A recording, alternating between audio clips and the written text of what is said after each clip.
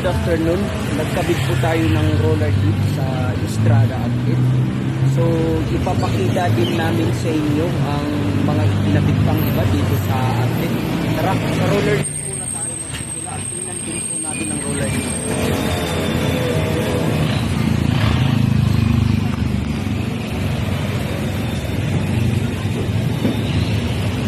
So, ang material po ng roller gate ay aluminum po.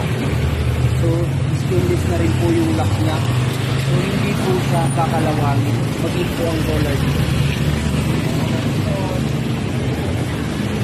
At kinabitan din po natin siya ng mga varnish.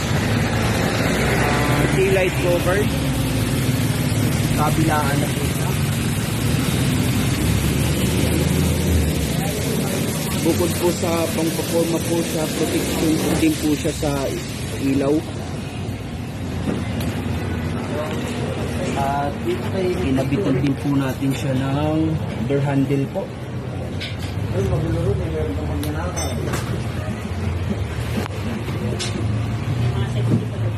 Punta po tayo dito sa unahan. At siyempre mayroon din po siyang headlight cover. Kinabit natin. So, ito, kinabitan din po natin siya ng fender. Yan. So, ang ikinabit po natin sa fender ay slim type lang po dahil stock po ang kanyang gulong. At tingnan natin yung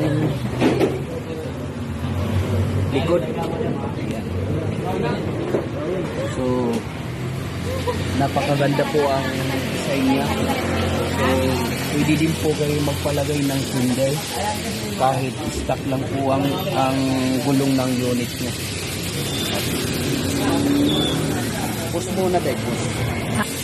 At kinabitan din po natin siya ng gas tank cover. Ayan, may pangalan po siyang Triton. So, punta tayo po sa harapan. At pakabitan din po namin siya ng bull bar. Isar ang brand. So,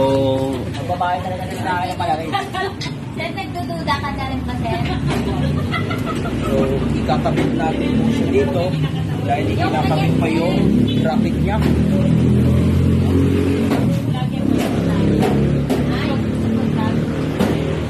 At kung gusto nyo po magpakabit ng mga accessories, kompleto po tayo rito sa lahat ng klase ng pickup. Dito po kami ng mga vid cover, body kits. So, punta lang po kayo dito sa amin at ipapakita namin kung nasaan ang address namin.